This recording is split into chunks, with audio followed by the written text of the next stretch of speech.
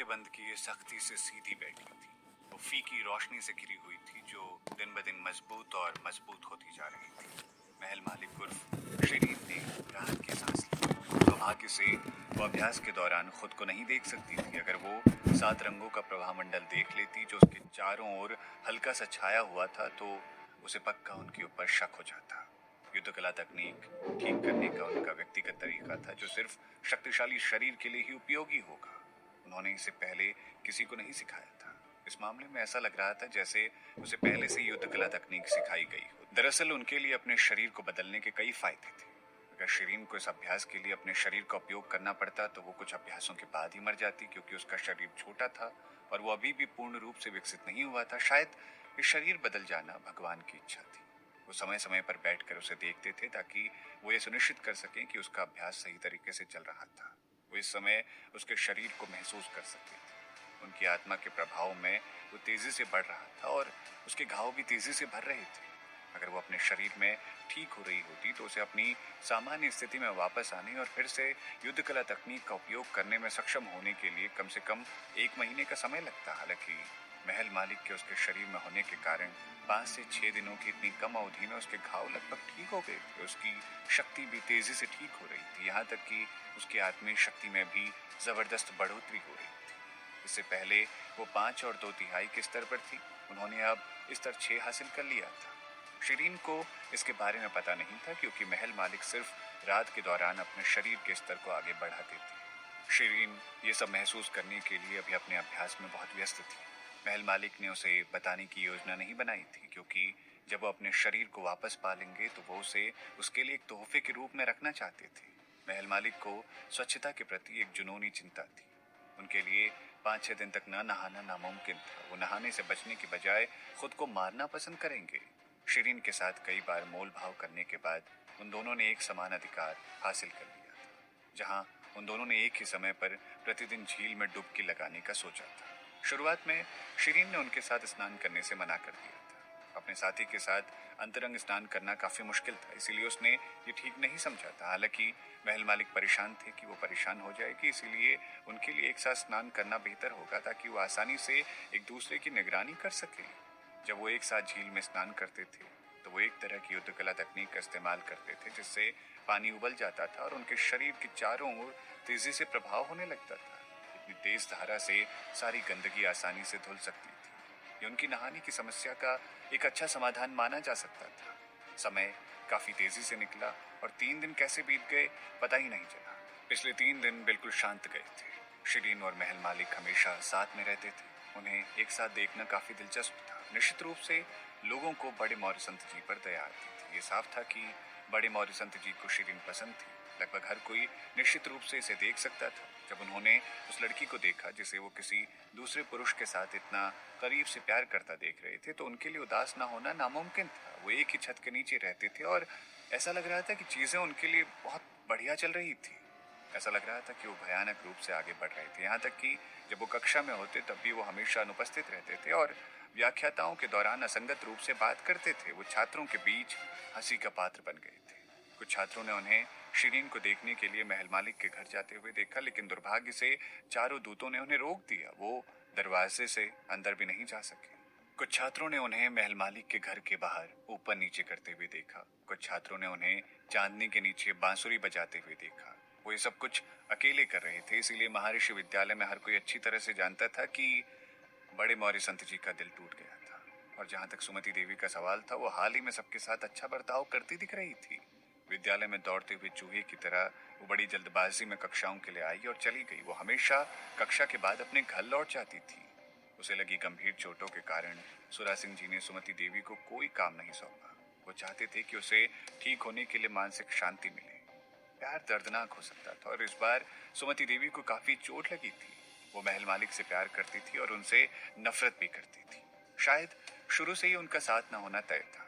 उस दुविधा के बावजूद उसके दिमाग को परेशान करने वाला अहम मुद्दा ये था कि उसकी महल मालिक वाली कठपुतली गायब हो गई थी।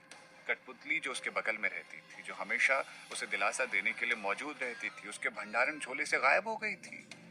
उसके टूटे हुए दिल ने जितना उसे प्रभावित किया, खोई हुई कठपुतली ने उसे उतना ही बेचैन कर दिया था। वो परेशान थी कि महल मालिक को गुड़िया के बारे में पता चल जाएगा। अगर ऐसा कुछ हुआ तो वो बहुत मुश्किल में पड़ जाएगी। उस रात वो बिस्तर पर अकेली थी और सो नहीं पा रही थी क्योंकि उसका मन हताशा से भरा हुआ था। लेकिन अचानक किसी ने उसका दरवाजा खटखटाया और हल्की आवाज के साथ दरवाजे को खोल दिया गया। एक आदमी उसके कमरे में चला आया। उसके काले बाल थे, साथ ही उसने बैगनी रंग का बागा पहना हुआ था और उसका चेहरा एक नकाब से ढका हुआ था।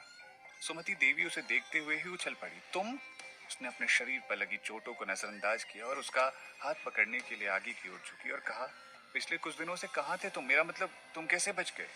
वो आदमी उसकी खोई हुई कठपुतली था। सुमति देवी के घाव अब भी दर्द कर रहे थे और दर्द के कारण उससे झुका नहीं जा रहा था। धीरे से उस आदमी ने आह भरी। फिर उसने उसे कमर से पकड़कर वापस बिस्तर पर लेटा दिया। तुम अभी भी घायल हो, तुम ज्यादा सावधान क्यों नहीं हो? उसकी आवाज पहले की तरह कोमल थी। सुमति देवी गुस्से में थी। उसने उसका भागा पकड़ लिया और कहा, बताओ तुम कैसे भाग गए थे? हालांकि उस आदमी ने उसे दबाए रखा और उसके गालों को चूमने का उसे मौका मिल गया। सुमति देवी इस चुंबन से कांप उठी। उसने उसकी गर्दन पकड़ ली और उसे एक कमजोर आवाज के साथ बुलाया, तुम? उसने फिर अपनी आंखें बंद कर ली और बुदबुदाया, महल मालिक। उस आदमी की आंखें रोशनी से चमक उठी। वो पूरी भावनाओं के साथ उसके गाल चूम रहा था। उसने उसका हाथ उठाया और सुमति देवी का बागा हल्का सा खोल दिया। वो उसके नाजुक कंधों को देख रहा था और वो लगातार सुमति देवी के ऊपर अपनी उंगलियां फेर रहा था। जाहिर है ये वही था जो एक साथ काफी समय से वो करते आ रहे थे, इसीलिए वो आदमी अच्छी तरह से जानता था कि वो क्या कर रहा था। सुमति देवी फिर से कांप उठी। वो अपने आंसुओं को बहने से रोक नहीं सकी, लेकिन उसने उस कठपुतली को रोका नहीं और बस वो महल मालिक का नाम बड़बड़ाती रही। सुमति देवी को ऐसा लगा जैसे वो उस आदमी के साथ प्यार जता रही थी, जिससे वो असल में प्यार करती थी। पर उस आदमी ने उसे एक प्यार भरी मुस्कान के साथ देखा, लेकिन उसकी आंखों में निराशा का भाव था। लेकिन आखिर में सुमति देवी ने फिर से उसे दूर धकेल दिया और कहा, चले जाओ, तुम वो नहीं हो, मुझे मत छुओ। आमतौर पर जब वो उसे दूर धकेलती थी तो वो चुपचाप एक तरफ चला जाता था और उसके झोले में वापस रखे जाने का इंतजार करता था, लेकिन इस बार उसने ऐसा नहीं किया। उसने सुमति देवी को उसके कंधे से पकड़ लिया और एक मुस्कान के साथ पूछा, सुमति देवी, तुम कब खुद को और अपने आसपास के लोगों को धोखा देना बंद करोगी? सुमति देवी के कंधे में दर्द होने लगा। उसने नाराज होकर कहा, तुम? वो आदमी उसके बगल में बैठ गया और उसकी उंगलियां फिर से उसके कंधे पर पहुंच गई। हालांकि दुलार के बजाय कठपुतली ने अचानक और भी तेज दबा दिया और दर्द अब और ज्यादा बढ़ने लगा, इसलिए उसने अनजाने में उसे दूर करने की कोशिश की। हालांकि वो आदमी मजबूत था और वो अभी भी अपनी चोटों को झेल रही थी, इसीलिए उसके पास ज्यादा ताकत नहीं थी। वो पूरी तरह से उसकी बाहों में फंसी हुई थी और हिल भी नहीं सकती थी। वो आदमी अभी भी मुस्कुरा रहा था। मेरी प्यारी सुमति, तुम्हें बहुत चोटें आ रखी, क्या तुम्हें नफरत नहीं हो रही? फिर उसकी उंगलियां उस जगह गई जहां तलवार उसके शरीर पर लगी थी। जख्म तो भर गया, पर जख्म का दर्द अभी थोड़ा सा बाकी था। किसी कारण से उसका स्पर्श अभी भी बहुत तेज दर्द की वजह बन सकता था। वो आदमी कोमल स्वर में बोल रहा था, लेकिन उसे सुमति देवी पर जरा भी दया नहीं आ रही थी। मेरी सुमति, क्या तुम्हें दर्द महसूस होता है? उस कठपुतली ने कहा। सुमति देवी दर्द से कांप रही थी। दर्द की वजह से उसके माथे पर पसीना आने लगा और वो बेकाबू हो गई। रुको रुको, तुम्हें रुकना होगा। वो आदमी रुक गया। अब तुम दर्द को समझ रही हो? कौन? तुम हो कौन? नहीं, तुम मेरी नहीं हो, तुम मेरी कठपुतली नहीं हो। वो घबराई हुई थी। उसने अपनी कठपुतली तकनीकों से उसे काबू करने की कोशिश की, लेकिन कुछ नहीं हुआ। सुमति, मैं वही हूँ, उस आदमी ने कहा, लेकिन मेरा अब एक नया गुरु है। सुमति, मैं लगभग 2 साल से तुम्हारे साथ रहा हूँ। मेरे मन में तुम्हारे लिए भावनाएं हैं। तुम्हारा उस आदमी के साथ होना तय नहीं है, तो तुम मुझे क्यों नहीं ले लेती उसकी बजाय? तुम देखो, मैं तुम्हें आराम दे सकता हूँ, मैं तुम्हें खुश कर सकता हूँ, मैं तुम्हें सब कुछ दे सकता हूँ। मेरा रूप, मेरी आत्मा, सब उसके समान है। क्या मैं किसी भी तरह से उससे कमतर हूँ? सुमति देवी ने अपनी आंखें बंद कर ली और कहा, लेकिन तुम अभी भी महल मालिक नहीं हो। तुम्हारे रूप के अलावा तुम्हारे बारे में और भी कुछ उनसे मिलता जुलता नहीं है। तुम उनके जैसे खास नहीं हो। उस आदमी की आंखों में गुस्सा पड़ गया। उसकी उंगलियां फिर से सुमति देवी की चोटों पर दबाव बना रही थी। सुमति देवी का शरीर अकड़ गया। वो जोर से चीखना चाहती थी, लेकिन उस आदमी ने उसका मुंह बंद कर लिया।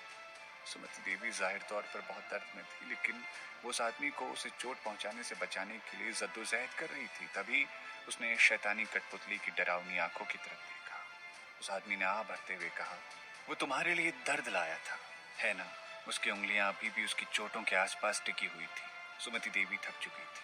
उसने अब वापस बहस करने की हिम्मत नहीं की और सहमति में सर हिला दिया। अब वो आदमी संतुष्ट लग रहा था और आखिरकार उसने अपना हाथ उसके मुंह से हटा दिया और फिर उसने पूछा, क्या तुम मुझसे नफरत करती हो?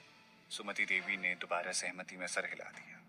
ये सही है सुमति, वो आदमी तुम्हारे लिए नहीं है, इतना तो तय है। वो तुम्हारे प्रति बहुत क्रूर है, पर वो तुम्हारे प्यार के काबिल नहीं है। तुम ऐसे आदमी को जीने क्यों दे रही हो? अगर तुम उसे पा नहीं सकती तो तुम उसे खत्म कर दो। क्यों, ये ठीक है ना? कम से कम अगर तुम उसे खत्म कर देती हो तो वो किसी का नहीं होगा। उस स्थिति में मेरा आपके पास होने का मतलब उसका आपके पास होना है। सुमति देवी का चेहरा पीला पड़ गया। तुम चाहते हो कि मैं उसे मार दूं? उस आदमी ने अपनी उंगलियों से उसके होठों को साफ करते हुए कहा, तुम ऐसा करने में सक्षम नहीं हो। तुम उसके करीब भी नहीं जा सकती। अगर तुम ऐसा करती भी हो तो भी तुम उससे लड़ने में सक्षम नहीं हो। उसके लिए पहले तुमको मारना आसान होगा। फिर तुमने कहा कि मैं उसे खत्म कर दूं। मैं तुम्हें इसे स्वयं करने की जरूरत नहीं है, तुम्हें बस मेरे निर्देशों का पालन करना है। आदमी ने उसे काम सौंपना शुरू किया। काम मुश्किल नहीं था, उसे सिर्फ छात्रों के बीच कुछ अफवाहें फैलानी थी और किसी की जासूसी करनी थी। सुमति देवी का मन एक उलझन में था। वो जानती थी कि एक बार उसने कदम उठाया तो महल मालिक के प्रति पूरी तरह से विरोधी हो जाएगी और पीछे नहीं हट पाएगी। ऐसा लगता है कि कठपुतली को योजना को लेकर सुमति देवी की नाराजगी का एहसास हो गया था। इसके बाद उसने मुस्कुराते हुए उसे धमकाना शुरू कर दिया। सुमति देवी, तुम इसे नहीं करना चुन सकती हो, लेकिन मैं इस कमरे से बाहर निकल जाऊंगा और लोगों को मेरे अस्तित्व का एहसास होना शुरू हो जाएगा। वो मुझसे सब कुछ कबूल करवा लेंगे जो मैंने तुम्हारे साथ किया है पिछले 2 सालों में। अगर महल मालिक को इसके बारे में पता चला तो आपके लिए अंतिम परिणाम क्या होगा? सुमति देवी इस टिप्पणी पर फीकी पड़ गई। उसने आंखें बंद कर ली। परिस्थितियों में उसके पास उस आदमी की बात मानने के अलावा और कोई चारा नहीं था। जो उसने करने को कहा था उसे वैसा ही करना था। चांद रात के आसमान में बीचों बीच था। तैरती हवा में वो चारों ओर चमक रहा था। चांद की चमक ने सितारों की रौनक कम कर दी। इक्का दुक्का तारे ही बिखरे हुए देखे जा सकते थे। बांसुरी की आवाज लगातार बढ़ती जा रही थी और जमीन और आसमान के बीच गूंजती रही। यहाँ तक कि लाल चीड़ के पत्ते भी घूम रहे थे और उनकी संगीतमय ताल पर नाच रहे थे। एक लंबे सफेद बागे के साथ बड़े मौर्य संत जी एक पेड़ के नीचे खड़े हो रखे थे और बड़े आराम से बांसुरी बजा रहे थे। वो शायद अपने पिछले जीवन की घटनाओं को याद कर रहे थे और उन खूबसूरत यादों से खुद को दुखी कर रहे थे। बड़े मौर्य संत जी कुछ देर बाद रुक गए और कुछ देर तक निष्क्रिय रूप से चांद को देखते रहे। वो अपने जीवन के बारे में विचार कर रहे थे और अकेला सा महसूस कर रहे थे। चीड़ के जंगल में किसी को खांसते हुए सुना जा सकता था। बड़े मौर्य संत जी को इस बात का अंदाजा नहीं था कि वहां कोई और भी था, इसलिए वो जल्दी से खांसी की आवाज की दिशा में देखने को मुड़े। नीला बागा पहने एक आदमी वहां खड़ा था। उस आदमी ने नकाब पहना हुआ था, इसीलिए बड़े मौर्य संत जी पता नहीं लगा पाए कि वो कौन था, कैसा दिखता था। बड़े मौर्य संत जी सिर्फ इतना ही बता सकते थे कि ये ऊंचे कद का व्यक्ति था। उसने जो नकाब पहना हुआ था वो बहुत जाना पहचाना लग रहा था। बड़े मौर्य संत जी ने मुंह फेर लिया और पूछा, महल मालिक? नीले बागे वाले आदमी ने जवाब दिया, तुमने गलत आदमी को पहचान लिया, मैं वो नहीं हूँ। हालांकि उनकी आवाज महल मालिक की आवाज से काफी मिलती जुलती थी। तो तुम कौन हो? बड़े मौर्य संत जी ने अपनी हथेली में रखी बांसुरी को कसकर पकड़ लिया। उनके जैसे क्यों लगते हो, या तुम उसके क्या लगते हो? नीले बागे वाला वो आदमी एक पल के लिए चुप रहा, फिर वो शैतान की तरह मुस्कुराया। पता लगा लो। बड़े मौर्य संत जी ने अपनी निगाह दुष्ट मुस्कान पर टिका दी। फिर उन्होंने उसके सर से पांव तक उसे अच्छी तरह देखा। तुम क्या उसके भाई हो, जुड़वा भाई? उस आदमी ने फिर से जवाब दिया, आप लगभग सही कह रहे हो, लेकिन वास्तव में आप कह सकते हो कि हम जुड़वा हैं। बड़े मौर्य संत जी उलझन में थे। मैंने उन्हें कभी भी अपने किसी जुड़वा भाई के होने का जिक्र करते हुए नहीं सुना। किसी और ने इसका जिक्र कभी नहीं किया। नीले बागे वाले आदमी ने कहा, बेशक तुमने इसके बारे में नहीं सुना। मैं जुड़वा वो भाई हूँ जिसका खुलासा नहीं किया जाना चाहिए। बड़े मौर्य संत जी बिना कुछ कहे चुपके से उस आदमी की ओर ध्यान से देख रहे थे। नीला बागा पहने उस आदमी ने एक कदम आगे बढ़ाया। क्यों, क्या तुम मुझ पर विश्वास नहीं करते? तुम्हें शायद उसके सबसे करीबी में एक माना जा सकता है। मेरे हाथ, मेरी ठुड्डी, मेरी आंखें और मेरे मुंह पर एक नजर डालो। क्यों मैं उसके जैसा नहीं दिखता हूँ? बड़े मौर्य संत जी ने उसकी विशिष्टताओं को ध्यान से देखा और परखा। वो महल मालिक के समान लग रहा था, जरा सा भी अंतर नहीं था। जुड़वा होने के अलावा इसकी कोई बेहतर व्याख्या नहीं हो सकती थी। दूसरी संभावना सिर्फ ये थी कि बड़े मौर्य संत जी ने जो सोचा था कि वो महल मालिक का क्लोन हो सकता था। उसने उस आदमी के चेहरे को देखा और कहा, तुम मेरे देखने के लिए अपना मुखौटा क्यों नहीं उतारते? वो आदमी बड़बड़ाया, उसने इतने समय से एक ही मुखौटा पहना हुआ है, इसीलिए तुम्हें ये भी नहीं पता कि वो कैसा दिखता है? मेरे मुखौटा उतारने से क्या फायदा होगा? क्या आप अंतर बता पाएंगे? बड़े मौर्य संत जी हैरान थे। उन्होंने कहा, आप सही कह रहे हैं, कोई बात नहीं, मेरा आपके बारे में कुछ भी जानने का इरादा नहीं है। चलिए तो फिर अपने अपने रास्ते हो लेते हैं। वो मुड़े और जाने लगे थे। मौर्य अधिपति जी, आप इतने लंबे समय से उसके काबू में हैं, क्या आप इस तरह रहने के लिए तैयार हैं? बड़े मौर्य संत जी हिचकिचाए और कहा, मेरी युद्ध कला तकनीक उनकी जितनी अच्छी नहीं है, इसलिए मैं निश्चित रूप से उनसे नीचे हूँ और मुझे होना चाहिए। मेरी इच्छा का इससे कोई लेना देना नहीं है। इस तरह हमारे बीच एक दीवार बनाने का कोई मतलब नहीं है। बड़े मौर्य संत जी ने बड़े शांत स्वर में कहा। फिर वो जाने के लिए फिर से मुड़े। उस लड़की के बारे में क्या, जिसे आप प्यार करते हैं, क्या आप उसकी छुट्टी होते देखना चाहते हैं ताकि वो उसे ले जाए? क्या आपको बुरा नहीं लगता? नीला बागा पहना हुआ आदमी बड़े मौर्य संत जी के दिल के करीब के मामलों को जानता था। तभी बड़े मौर्य संत जी पीछे मुड़े। उनकी आवाज से पता लगाया जा सकता था कि वो कांप रहे थे। आप कैसी बकवास बातें कर रहे हैं? नीले बागे वाला आदमी हंस पड़ा और बोल पड़ा, मौर्य अधिपति जी, तुम्हें ठीक से पता है कि मैं किस बारे में बात कर रहा हूँ। बड़े मौर्य संत जी ने खुद को उससे दूर ले जाना ही बेहतर समझा और वो चले गए। नीला बागा पहनने वाला आदमी उनका पीछा नहीं कर सका, लेकिन उसने कहा, मेरे पास उस लड़की को पाने में आपकी मदद करने का एक तरीका है जिसे आप पसंद करते हैं, और हम महल मालिक को मार भी सकते हैं। हिचकिचाते हुए बड़े मौर्य संत जी ने उसे उत्तर देने के लिए विराम दिया। वो और मैं दोनों स्वर्गीय प्रतिभाशाली शिष्य हैं, मैं ऐसा कैसे कर सकता हूँ? इससे पहले कि वो कुछ सुन पाता, बड़े मौर्य संत जी मुड़े और चले गए। अपने से दूर जाती हुई छाया को देखकर नीले बागे वाला आदमी मुस्कुराया। वो देख सकता था कि इस विचार से बड़े मौर्य संत जी को उसने लुभा दिया। उसे उन्हें बस थोड़ा सा भड़काने की जरूरत थी। अगले दिन बड़े मौर्य संत जी पूरे दिन बेचैन लग रहे थे। फिर वो थोड़ी देर टहलने के लिए महल मालिक के आंगन में चले गए। उन्होंने शिरीन और महल मालिक को हाथ पकड़े हुए देखा। महल मालिक ने शिरीन से कुछ ऐसा कहा जिससे वो हंस पड़ी। इसके बाद दोनों घर में दाखिल हो गए। बड़े मौर्य संत जी ने उसे देखा। उससे वो हैरान रह गए। वो काफी देर तक वहां खड़े रहे। चीड़ का जंगल वैसा ही था जैसा कल था, पहले की तरह बिल्कुल अकेले। बड़े मौर्य संत जी पेड़ के सहारे बैठे थे और अपनी बांसुरी बजा रहे थे। हालांकि धुन पहले से भी ज्यादा उदास और नीरस थी। कोई भी बता सकता था कि उनके विचारों में पीड़ा और हताशा थी। गीत खत्म होने के बाद कोई ताली बजाते हुए पेड़ों के बीच से निकला। मौर्य अधिपति जी, तुम इतनी अच्छी बांसुरी बजाते हो। ये नीले बागे वाला आदमी था। बड़े मौर्य संत जी ने भाव विभोर होकर उसकी ओर देखा और गहरी सांस ली और कहा, क्या तुम यहाँ मेरा मजाक उड़ाने के लिए आए हो? तुम मेरे दुर्भाग्य पर क्यों खुश हो रहे हो? खुद तुम अंधेरे में रहते हो, अज्ञात वस्तु की तरह। तुम मेरे मुकाबले कुछ भी नहीं हो। वो नशे में थे, इसलिए उन्होंने जो बातें कही वो थोड़ी कड़वी थी। तुम मेरा मजाक उड़ाने के लायक भी नहीं हो, नीले बागे वाले आदमी ने धीरे से कहा। तुमने मुझे गलत समझ लिया। मैं यहाँ तुम्हारा मजाक उड़ाने के लिए नहीं आया हूँ। वास्तव में मैं तुमसे भी बदतर स्थिति में हूँ। ठीक है, कम से कम तुम मौर्य कबीले के अधिपति तो हो। तुम हजारों लोगों का समर्थन पा सकते हो। मैं एक कठपुतली की तरह हूँ जो दुनिया के लिए अनजान है। शायद ही कोई मेरे अस्तित्व के बारे में जानता होगा। मैं उससे ज्यादा नफरत करता हूँ। बिना एक भी शब्द बोले बड़े मौर्य संत जी ने अपनी संदिग्ध निगाह उस पर टिका ली। तभी उस आदमी ने आगे कहा, अब क्या तुम मेरे विचार के बारे में सुनना चाहते हो? बड़े मौर्य संत जी हमेशा की तरह अभिमानी लग रहे थे, लेकिन वो आराम से बोले, आप चाहें तो मुझे इसके बारे में बता सकते हैं। वो आदमी अपने विचार साझा करने के लिए आगे बढ़ा, लेकिन महर्षि विद्यालय के बाहर एक शक्तिशाली जादूगर बाधा थे। सिर्फ महर्षि विद्यालय के लोग उसके आर पार जा सकते थे। स्वर्ग के सभी उपहार शिष्यों को भी मुक्त प्रवेश की अनुमति थी। हालांकि बाहरी लोगों के लिए महर्षि विद्यालय की घेराबंदी करना लगभग नामुमकिन था। उस व्यक्ति ने बड़े मौर्य संत जी को जो काम दिया था वो था कि जब उन्हें मौका मिले तो वो बाधा को हटा दें। उन्हें अंदर और बाहर से सही तालमेल से काम करना था ताकि बाहर के लोग उस जगह पर हमला कर सकें। फिर वो महल मालिक को आसानी से मिटा सकते थे।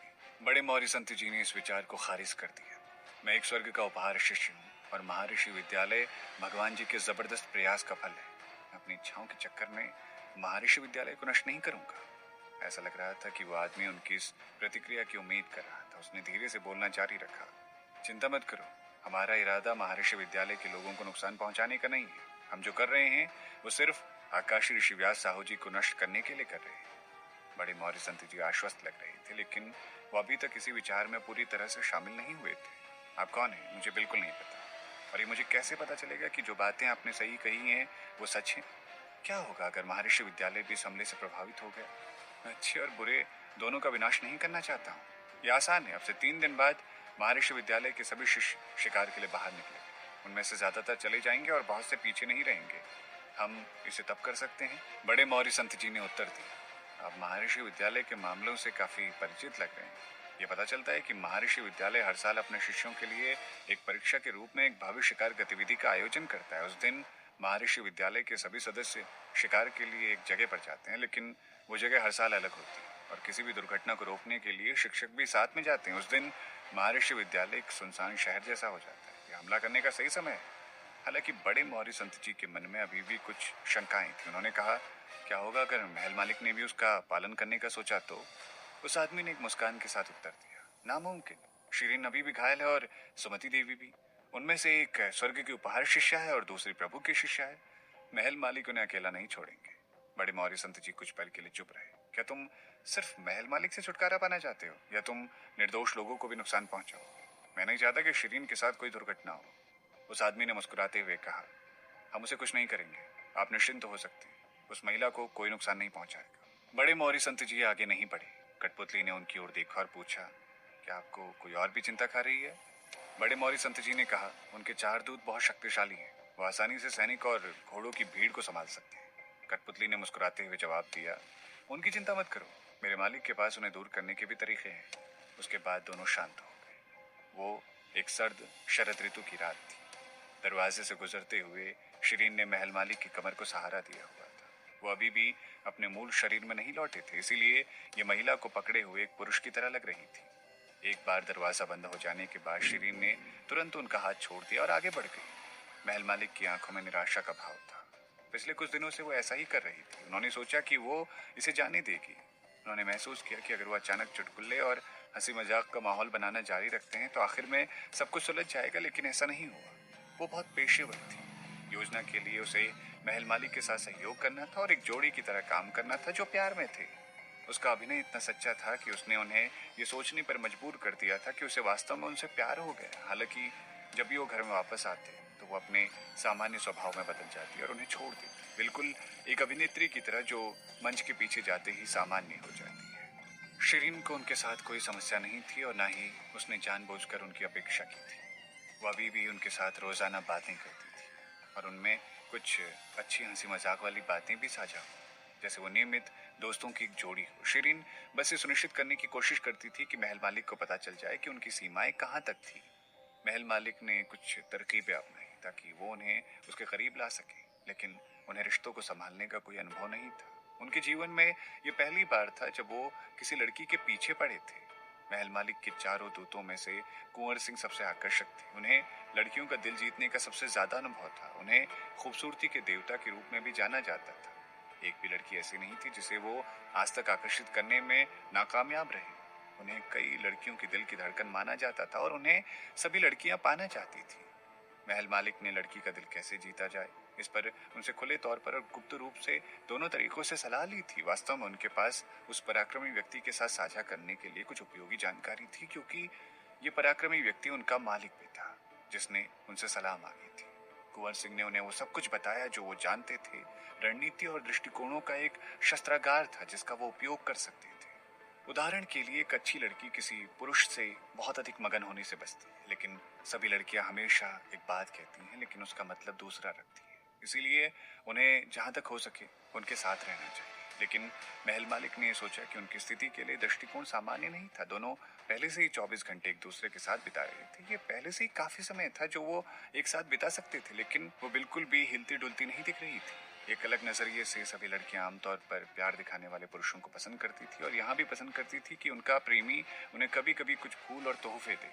महल मालिक ने उसे एक बार आजमाया था। ये तब की बात थी जब वो बागीचे में एक साथ फूलों की सुगंध का आनंद ले रहे थे। चलने के दौरान उन्होंने चुपके से उसके लिए फूलों का एक बड़ा सा गुलदस्ता निकाला, लेकिन उसने उन्हें डांटना शुरू कर दिया। उसने उनसे पूछा कि क्या उनकी फूलों के साथ कोई दुश्मनी थी और उन्होंने फूलों को बेरहमी से क्यों तोड़ा।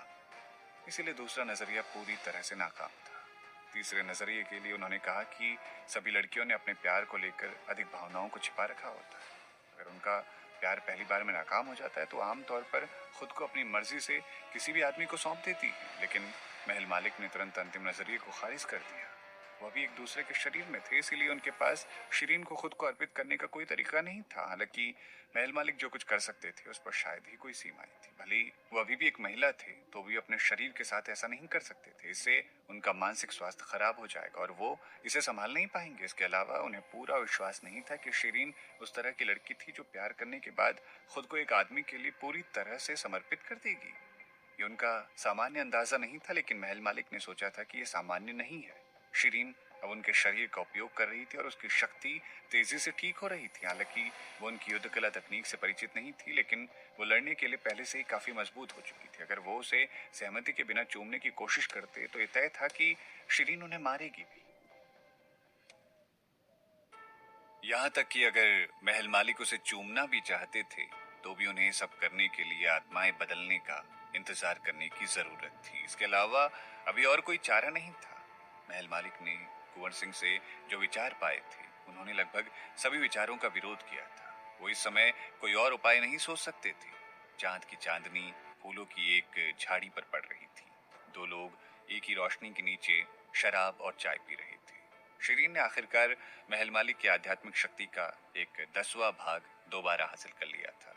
वो आज रात आत्माओं की अदला बदली कर सकते थे और उनके ऊपर जो संकट था वो आखिरकार समाप्त होने वाला था। शिरीन खुश दिख रही थी और तो और खुशी से उसकी आंखें भी चमक रही थी। हवेली में लौटने पर वो दोनों अपने मूल स्वरूप में लौट सकते थे। उन्हें अब अभिनय करने की जरूरत नहीं थी। आकाशी ऋषि व्यासाहु जी, क्या आज रात हमारा प्रयास सफल होने वाला है? शिरीन ने फिर से पुष्टि करने की कोशिश की। हाँ बिल्कुल, महल मालिक ने उसे जवाब दिया। शिरीन ने राहत महसूस की।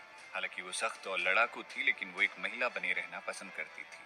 महल मालिक का शरीर बहुत लंबा था और जब भी वो कहीं जाते थे हर कोई उनका सम्मान करता था, लेकिन उसे ये पसंद नहीं आता था।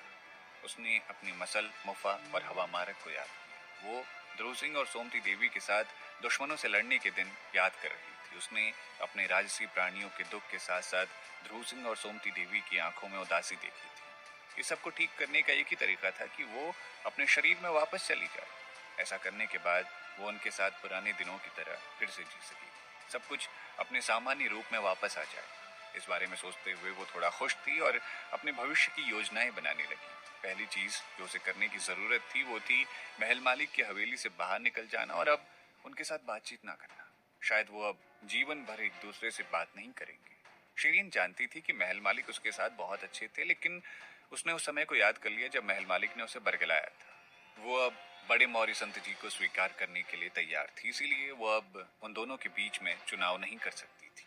महल मालिक से अलग होने के बारे में सोचते ही उसके मन में उदासी की एक लहर छा गई।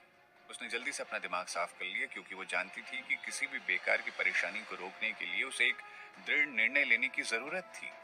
ये एक सहज और निर्णायक इंसान थी, इसीलिए अपने रिश्ते के लिए अपना फैसला उसे खुद ही लेना पड़ेगा। अब कोई गहरा संबंध नहीं रखना चाहती थी वो। इस तरह उसने अपने और महल मालिक के बीच हो रही सारी प्रक्रियाओं को रोकना होगा। सौभाग्य से वो उनके बारे में गंभीर नहीं थी और वो सच्चा प्यार नहीं था। वो बाहर जाने के बाद बहुत देर तक दुखी नहीं रहेगी। शिरीन अब इसके बारे में और सोचना नहीं चाहती थी और उसने अपना ध्यान वापस उन चीजों पर केंद्रित कर लिया जो वो करना चाहती थी।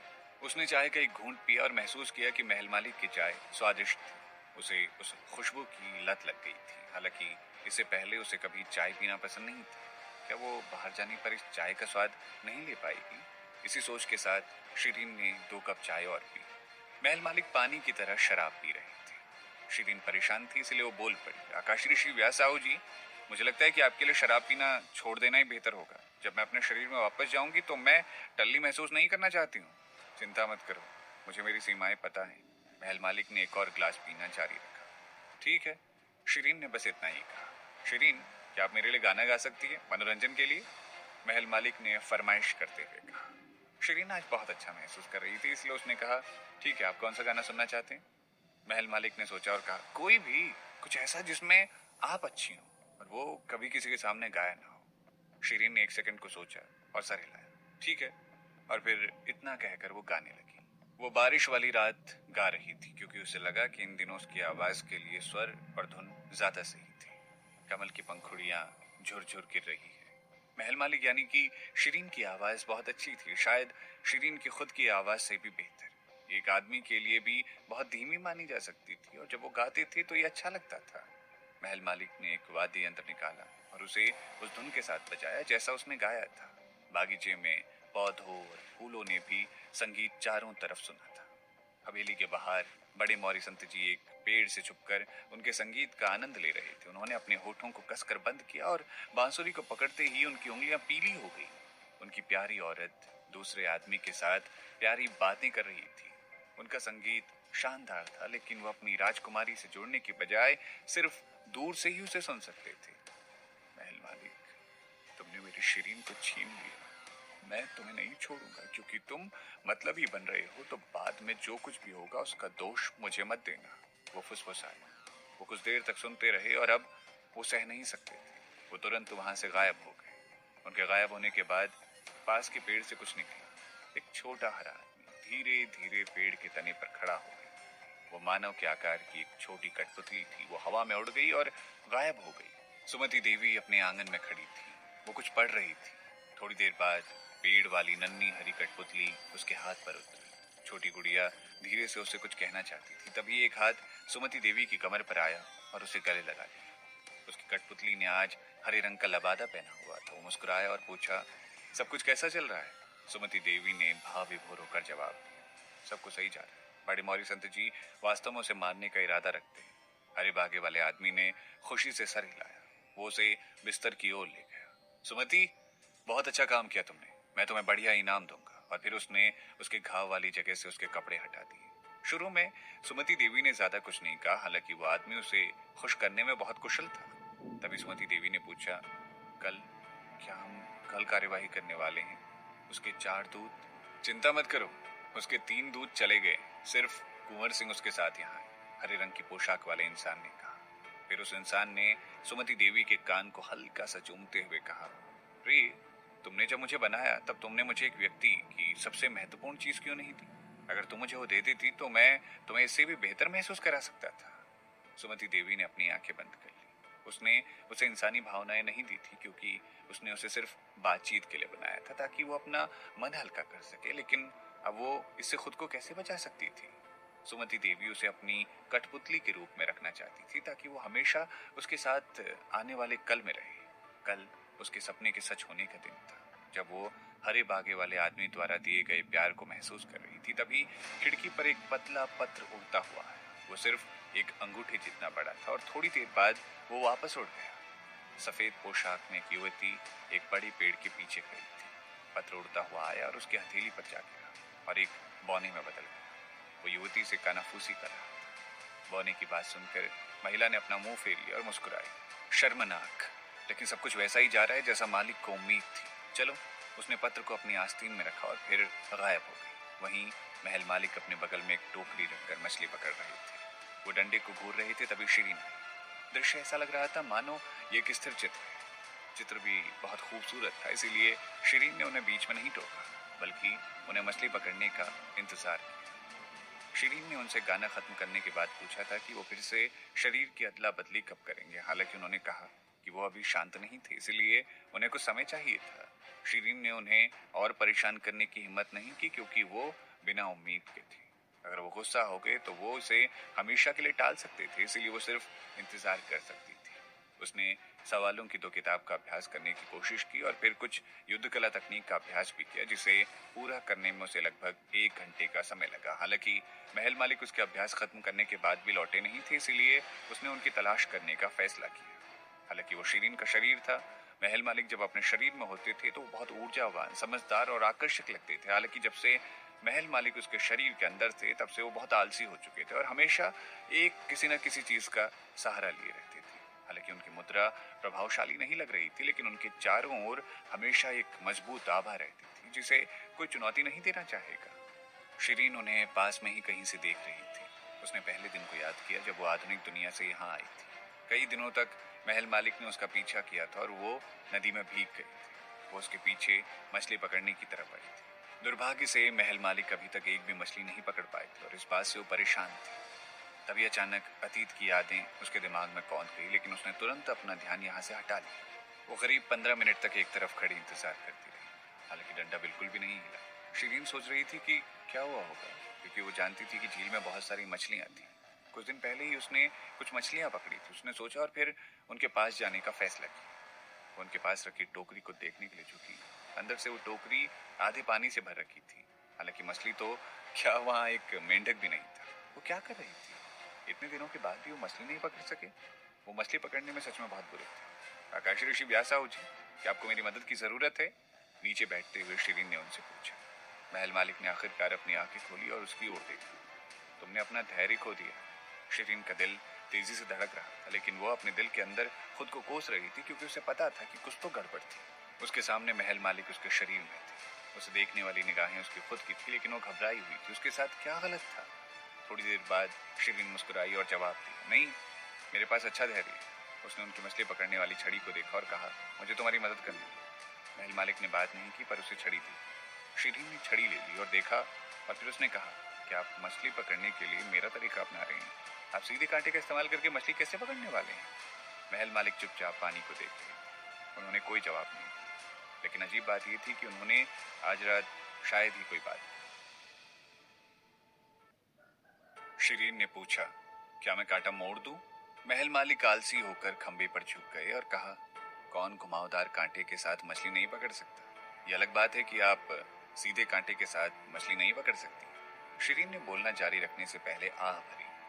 आकाशी ऋषि व्यासाओ जी, मुझे लगता है कि सलीम को सीधे कांटे का इस्तेमाल करके कोई मछली नहीं मिली थी। उसने सिर्फ बादशाह अकबर का ध्यान खींचने के लिए सब किया था।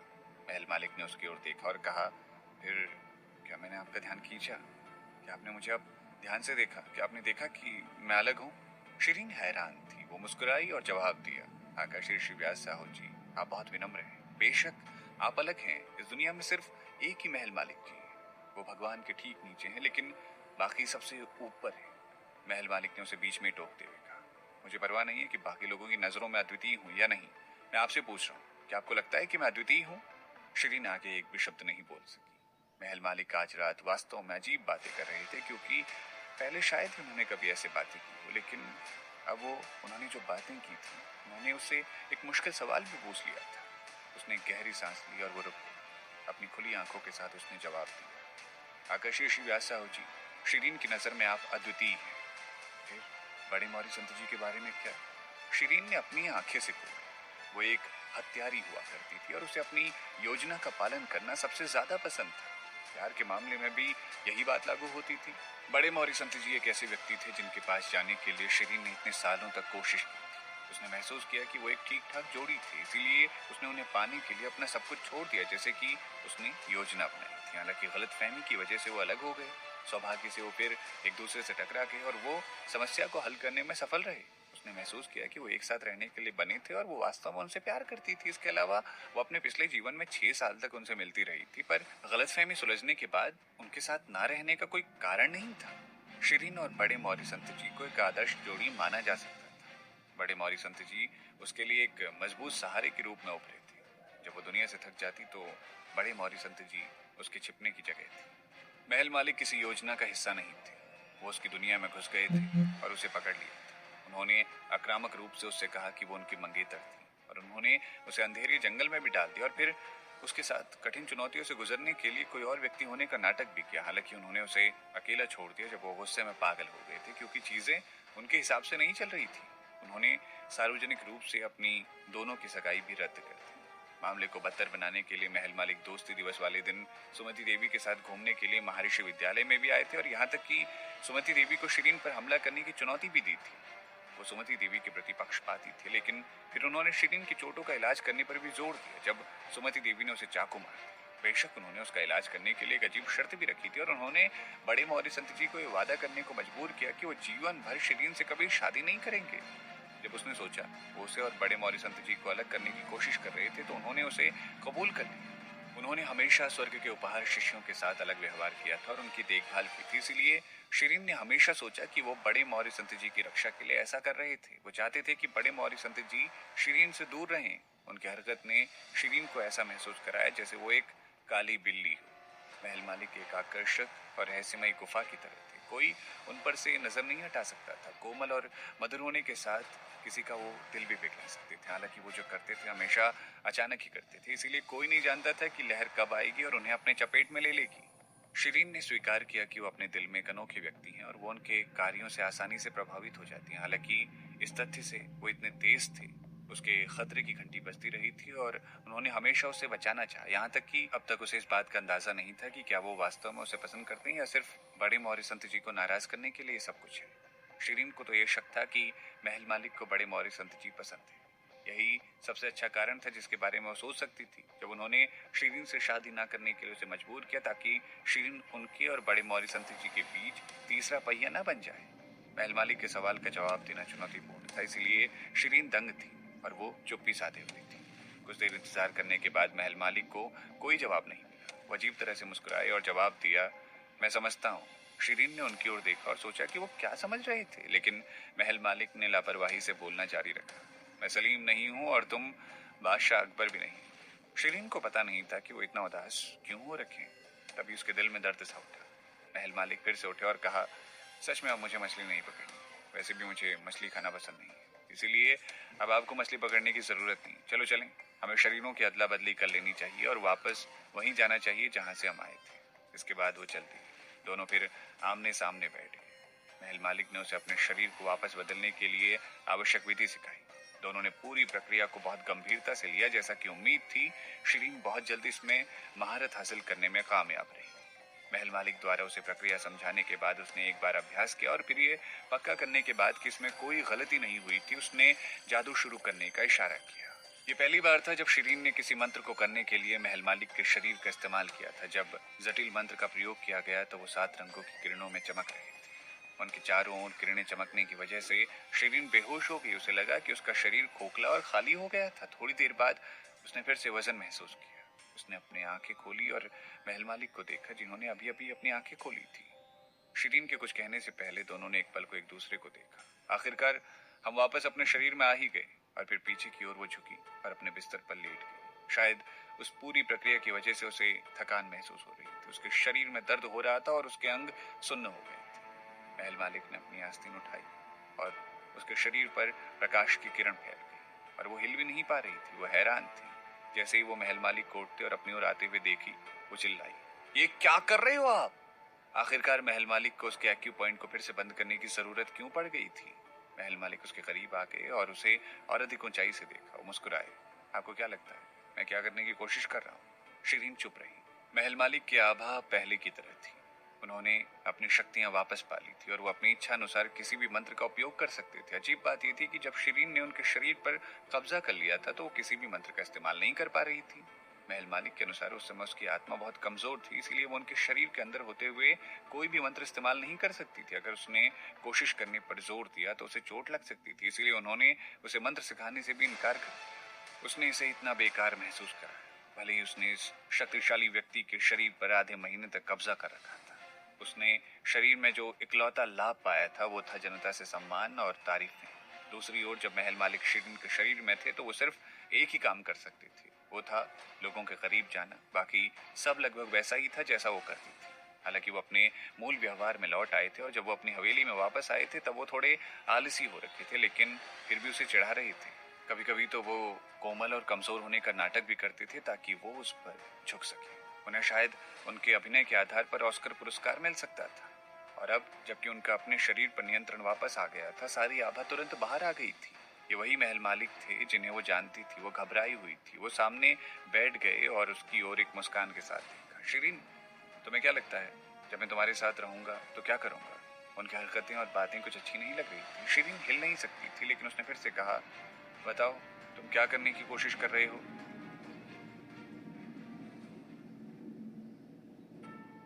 शिरीन को अचानक महल मालिक की चेतावनी याद आ गई, जिसके बारे में उन्होंने पहले कहा था, मेरे पास तुम दोनों को अलग करने के 10,000 तरीके हैं, जिसमें एक तुम्हें अपना बनाना और दूसरा उसे मारना भी है। क्या वो शिरीन पर हमला करने वाले थे?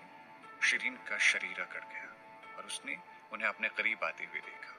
महल मालिक, वहीं रुक जाओ। तुम अभी कुछ समय पहले ही शरीर से बाहर निकले हो। ये तुम्हारे अपने शरीर जैसा है। आप अपने शरीर के साथ ऐसा कैसे कर सकते हो? महल मालिक ने कुछ नहीं बोला, लेकिन अपना हाथ उठाया और धीरे से अपना हाथ उसके कंधे तक पहुंचाया। शिरीन ने अपने अपने शरीर में लौटने के तुरंत बाद ऐसा होने की उम्मीद नहीं की थी। वो लगभग गुस्से से पागल हो गई और चिल्लाई, महल मालिक, तुम मुझे अपना नहीं बना पाओगे। भले ही तुमने मेरे शरीर पर हमला ही क्यों ना किया हो। महल मालिक मुस्कुराए और अचानक उनकी उंगलियां उसके शरीर की ओर तेजी से फड़फड़ाने लगी। शिरीन को लगा कि उसके शरीर का दर्द दूर हो गया था और वो अधिक ऊर्जावान हो गई थी। अपने शरीर में लौटने के बाद उसने जो थकान और दर्द महसूस किया था उसकी वजह से वो फीकी पड़ रही थी। उन्होंने फिर से उसके एक्की पॉइंट्स को खोलने के लिए अपना हाथ उठाया और कहा, उठो और चारों तरफ भागो। क्या तुम अब बेहतर महसूस कर रही हो? शिरीन ने एक सेकंड के लिए रुकी और फिर बिस्तर से नीचे उतर गई। उसने पहले अपने अंगों को हिलाने की कोशिश की और उसने महसूस किया कि वो मजबूत हो चुकी थी। उसने ये भी महसूस किया कि उसकी आध्यात्मिक शक्ति पहले की तुलना में ज्यादा सक्रिय थी। उसने खुद को शांत किया और अपनी आध्यात्मिक शक्ति की जांच की। उसकी आंखें तुरंत चमक उठी। स्तर 6, उसका शरीर अभी कुछ ही दिनों में 6ठे स्तर का शरीर बन गया था। उसने उन्हें अभ्यास करते हुए बिल्कुल नहीं देखा था। ये कैसे हुआ? वो बड़ी खुश थी, इसलिए उसने कहा, आकाशी ऋषि व्यास साहू जी, धन्यवाद। कोई बात नहीं, महल मालिक ने लापरवाही से जवाब दिया। मैं भी ऐसा क्यों महसूस कर रही हूँ? शिरीन अभी भी हैरान थी। मैंने आपके शरीर का स्तर बढ़ाने में आपकी मदद की है, लेकिन आपकी आत्मा ने अपना स्तर नहीं बढ़ाया, इसलिए आप अभी इसके अनुकूल नहीं हो सकी थी। मैंने अभी आपकी आत्मा को स्थिर कर दिया है, लेकिन आप फिक्र मत करें, आप ठीक हो जाएंगे। मैं अच्छा महसूस कर रही हूँ। शिरीन ने फिर से अपने अंगों को हिलाने की कोशिश की और उसी समय महल मालिक को देखकर कहा, वाह, तुम इतनी तेजी से ढल सकते हो, जो एक सेकंड भी ऐसा नहीं है जिसमें आपने असहज महसूस किया।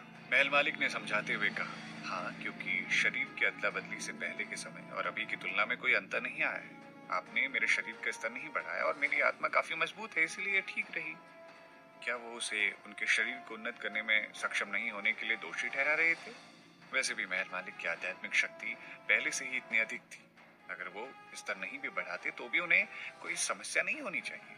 वो अंदाजा भी नहीं लगा सकती थी कि उनका शरीर किस स्तर पर था। ठीक है, अब आराम करें, आपको आराम की सख्त जरूरत है। महल मालिक भी अब अपने बिस्तर पर लौट आए और जब उन्होंने बिस्तर के पर्दे बंद करने चाहे तो उन्होंने उससे पूछा, ओ हाँ, आपने क्या कहा जब मैं तुम्हारी आत्मा को स्थिर करने में तुम्हारी मदद करने की कोशिश कर रहा था?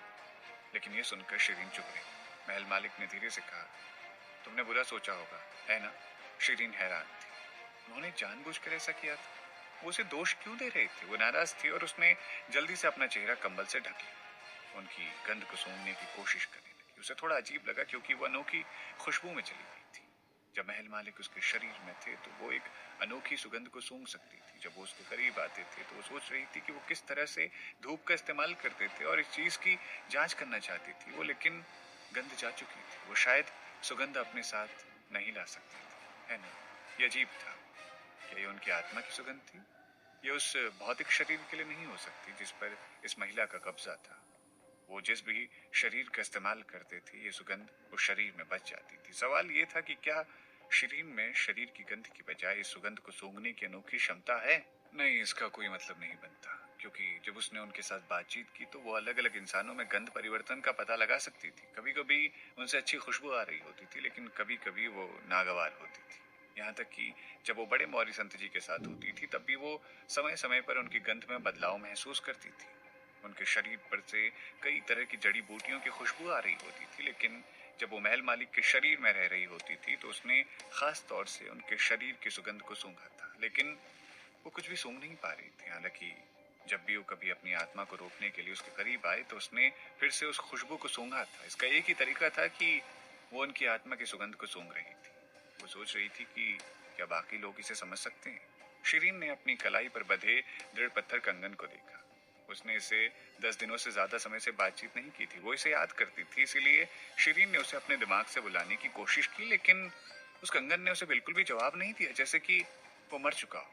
वो घबरा रही थी। उसने अपनी उंगली से उस पर थपथपाया, छोटू उस्ताद, छोटू उस्ताद। लेकिन उस कंगन ने कोई प्रतिक्रिया नहीं दी। क्या ये फिर से खराब हो गया था? खुले स्वप्न मैदान पर आध्यात्मिक प्रकाश की वजह से पहले भी इसमें इस तरह की खराबी आई थी। आध्यात्मिक प्रकाश से बहुत ज्यादा शक्ति की वजह से ये तब सीधे शीत निद्रा में चला गया था, लेकिन इस बार इसे खराब नहीं होना चाहिए था। इसके साथ क्या गलत था? क्या ऐसा इसलिए था क्योंकि महल मालिक के पास पहले उसका शरीर था? शायद उनकी आत्मा दृढ़ पत्थर कंगन के लिए बहुत मजबूत थी। उसने दृढ़ पत्थर कंगन को महसूस करने की कोशिश की और वो ऊर्जा से भरा हुआ था, लेकिन ये पिछली बार से अलग था। वो सोया हुआ नहीं लग रहा था। इस दुनिया में आने के बाद से दृढ़ पत्थर कंगन उसका निजी उपकरण था। उसने उसके साथ ऐसा बर्ताव किया जैसे वो उसका सबसे अच्छा दोस्त हो। दृढ़ पत्थर कंगन ने भी उससे यही कहा कि वो सिर्फ उसके साथ ही बातचीत करेगा। उसने शिरीन से ये भी कहा था कि वो किसी को ये ना बताए कि वो उसके साथ बातचीत कर सकता था, इसीलिए ये उन दोनों के बीच एक ऐसा रहस्य था जिसके बारे में कोई नहीं जानता था। हालांकि दृढ़ पत्थर कंगन इस वक्त बिल्कुल चुप था, जिससे शिरीन बड़ी परेशान थी। उसे महल मालिक से सवाल करने का कोई अच्छा कारण नहीं मिला, क्योंकि दृढ़ पत्थर कंगन सुंदर रंगों के साथ बिल्कुल ठीक दिख रहा था और उनका कोई दोष नहीं था। शिरीन ने हवेली से महल मालिक का पीछा किया। अपने दुश्मनों को बेवकूफ बनाने के लिए महल मालिक और शिरीन ने पिछले कुछ दिनों में एक दूसरे के साथ काफी अच्छा बर्ताव किया था।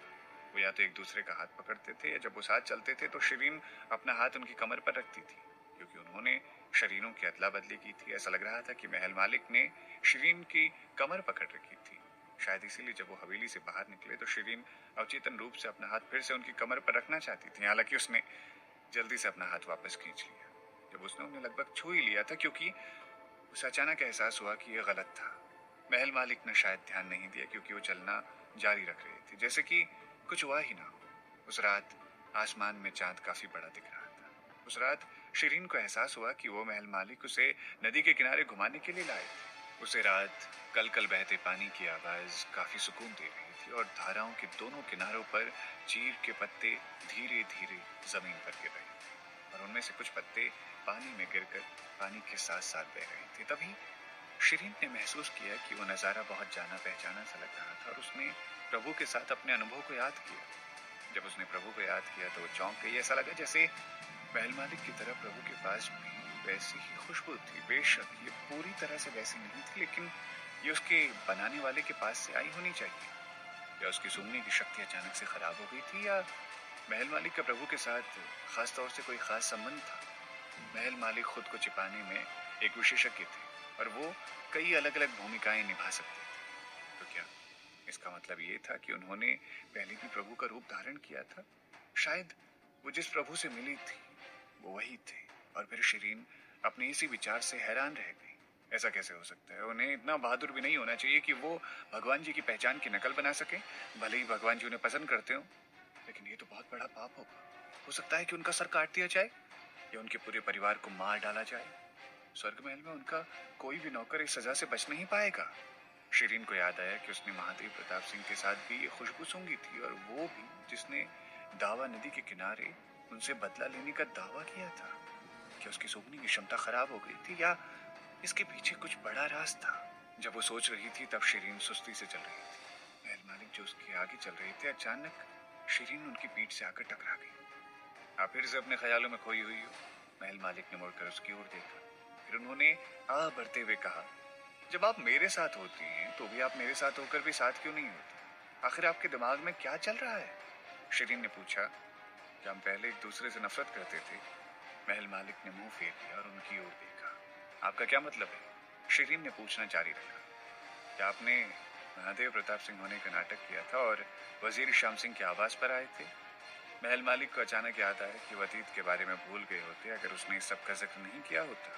शुरू में उन्होंने उसे सिर्फ दिलचस्प पाया और उसे चिढ़ाना चाहा था और उसके साथ खेलना चाहा था, क्योंकि ये गुफा में उनका बागा ले जाने की कीमत थी जो उसे चुकानी थी। पर इस छोटी लड़की के साथ क्या गलत था? उसने अचानक इस बारे में बात क्यों की? ये बहुत अलग था। आप मुझसे इस तरह के सवाल क्यों पूछ रही हो? महल मालिक ने उसके सवाल का जवाब नहीं दिया, बल्कि उससे सवाल किया। शिरीन ने कहा, आपको बस मुझे हाँ या ना कहना है। महल मालिक ने एक सेकंड रुककर जवाब दिया, हाँ। शिरीन चौंक गई। क्यों? मैंने तब दावा नहीं किया था कि मैं स्वर्ग की उपहार शिष्य हूँ, तो फिर क्यों? आपने मेरी जांच क्यों की? ये सुनकर महल मालिक ने आह भरी, लेकिन वो उसे सच नहीं बता सके। इस तरह उन्होंने एक और बहाना बनाया। आप उस समय काफी खास थी, इसलिए मैंने एक नजर देखने का फैसला किया। और ये सुनकर शिरीन एक पल के लिए चुप हो गई।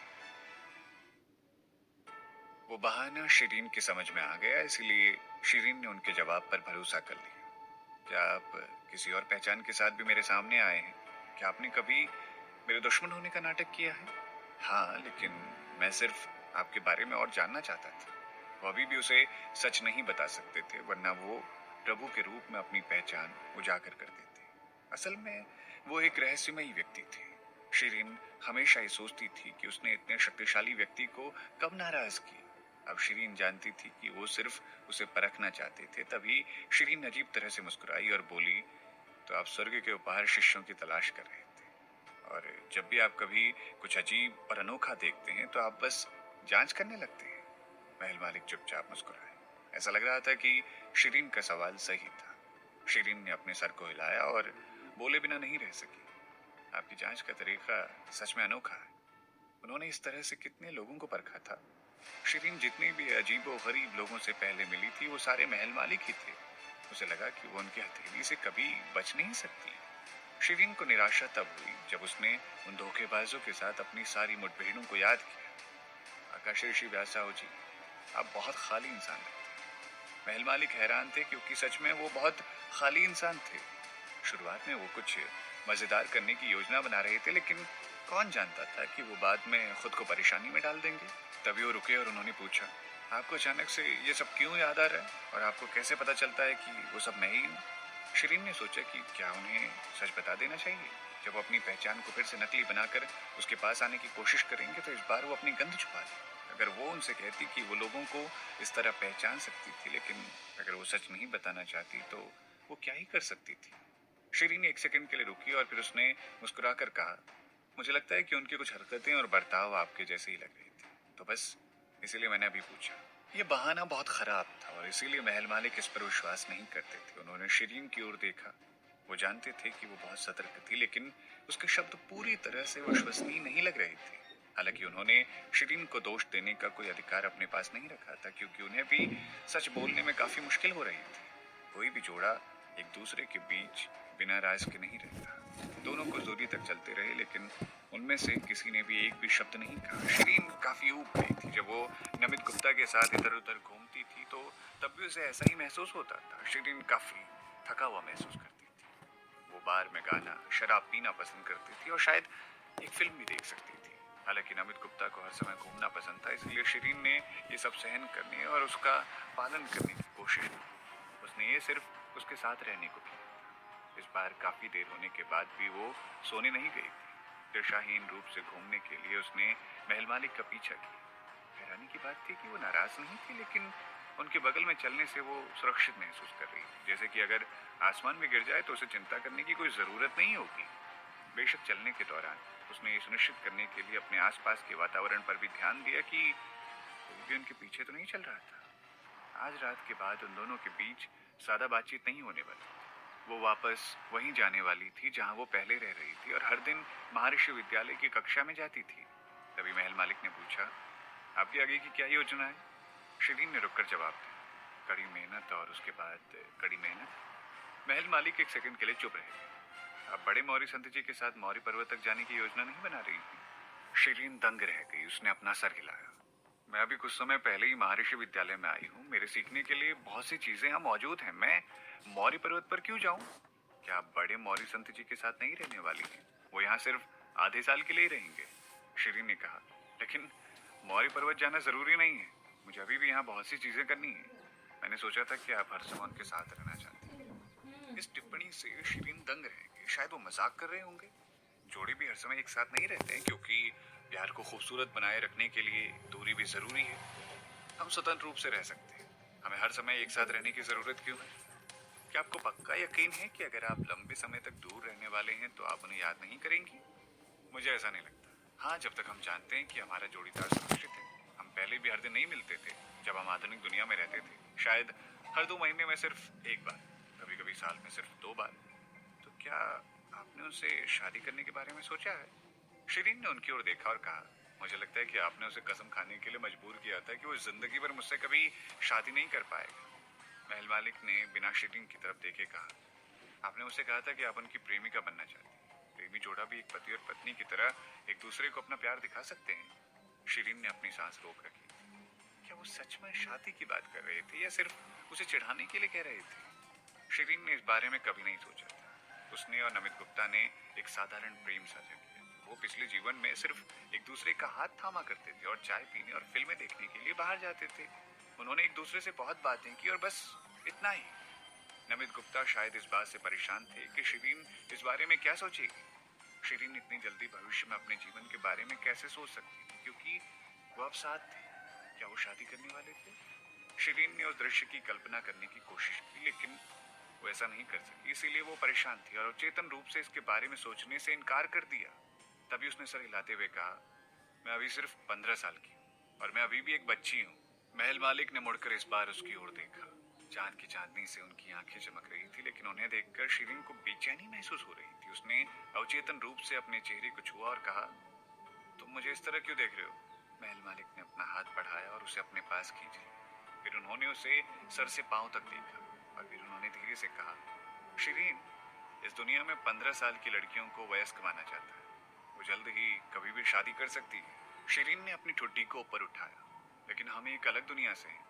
15 को कम उम्र माना जाता है। यही वो समय है जब हमें विद्यालय में शिक्षा लेनी चाहिए। लोग कभी भी 15 साल की उम्र में शादी नहीं करते हैं। तो आधुनिक दुनिया में लड़कियों के लिए शादी करने के लिए सबसे अच्छा आयु वर्ग क्या है? शायद 22 या 23। और भले ही वो कानूनी उम्र थी, वास्तव में वहाँ की लड़कियों की शादी मुश्किल से 22 या 23 साल की उम्र में होती थी। उनमें से ज्यादातर या तो पढ़ रही होती थी या कुछ हासिल करने के लिए कड़ी मेहनत कर रही होती थी। वो आमतौर पर 26 या 27 साल की उम्र में शादी कर लेती है। कुछ की शादी पहले भी हो जाती है, कई तो 30 के बाद भी शादी करती है। शिरीन ने कहा, फिर जब आप आधुनिक दुनिया में थी तो आपने शादी करने की योजना कब बनाई थी? शिरीन रुक गई। वो आखिरकार फंस गई थी, क्योंकि उसने पहले कभी इस मुद्दे पर ध्यान नहीं दिया था। वो बस नमित गुप्ता के साथ रहना चाहती थी। उस समय उसने सिर्फ बहुत सारा पैसा कमाने के बारे में सोचा था और फिर हत्यारे संगठन से बचने के लिए अपनी मौत का नकली नाटक करने का भी सोचा था।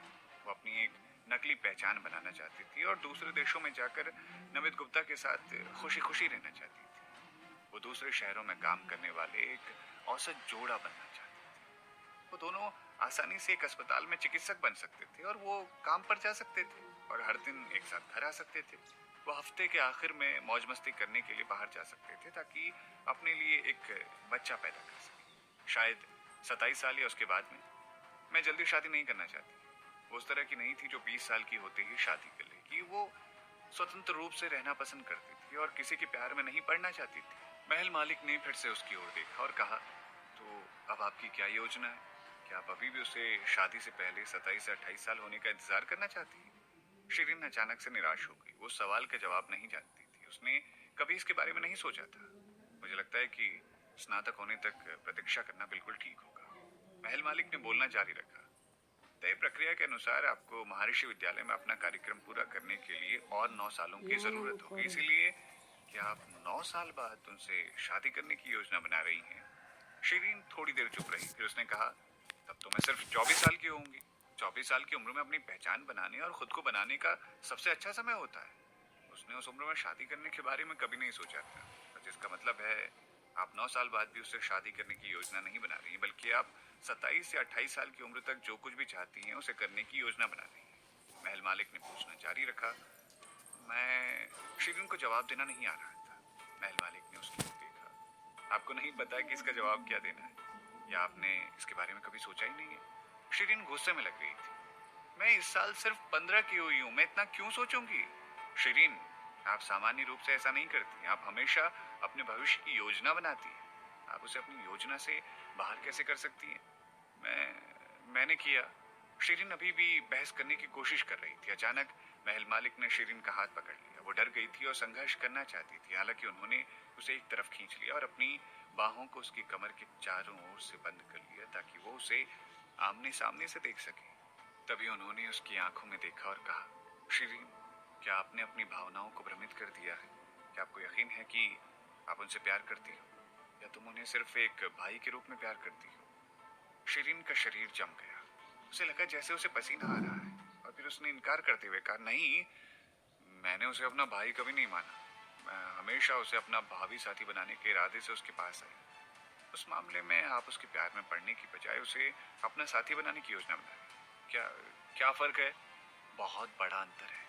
महल मालिक ने उसे अपने और भी करीब खींच लिया। शिरीन, पसंद करना और प्यार करना अलग अलग बात है। अगर आप किसी को पसंद करती हैं तो आप नियंत्रण नहीं खोएंगी, लेकिन अगर आप किसी को प्यार करेंगी तो आप अपना नियंत्रण खो देंगी। वो उसके बाद करीब थे और उनके होंठ उसके गाल को लगभग छू रहे थे। उनकी बातों ने उसे भ्रमित कर दिया। अवचेतन रूप से उसने तर्क दिया, मैं एक तर्क संगत व्यक्ति हूं। मैं नियंत्रण नहीं खो। महल मालिक पहले से ही उसके गालों को चूम रहे थे। उन्होंने उसकी बात भी पूरी नहीं होनी थी। वो इतने तेज थे कि वो इस समय उसका जवाब नहीं दे सकी। जब उनके होंठ उस पर थे तो उसका दिल तेजी से धड़क रहा था। महल मालिक आमतौर पर कोमल और विनम्र रहते थे, लेकिन आज उनका चुंबन आक्रामक और प्रभावी महसूस हो रहा था। वो उसे पूरी भावना के साथ चूम रही थी, जैसे वो उससे आज आखिरी बार मिल रही हो। वो उन्हें दूर धकेलना चाहती थी, लेकिन वो उनकी बाहों में फंस गई थी। उनकी आध्यात्मिक शक्ति उससे काफी मजबूत थी। उसके पास परिणाम बदलने का कोई तरीका नहीं था। वो उसकी कमर को गले लगा रहे थे और उसका सर उनके द्वारा एक खास स्थिति में पीछे की ओर धकेल दिया गया था, और अब शिरीन के गाल और उनके होंठ टिके हुए थे। शिरीन ने नियंत्रण खो दिया था। उसका खून खौल रहा था, इस हद तक कि वो सोच भी नहीं पा रही थी। उसका दिल बहुत जोरों से धड़क रहा था और उसके हाथ पैर सुन्न हो गए। वो मुश्किल से सांस ले पा रही थी और वो ठीक से खड़ी भी नहीं हो पा रही थी। महल मालिक इस बार बहुत भावुक लग गए और ऐसा लग रहा था कि वो खुद को और नहीं रोक सकती थी। वो पता नहीं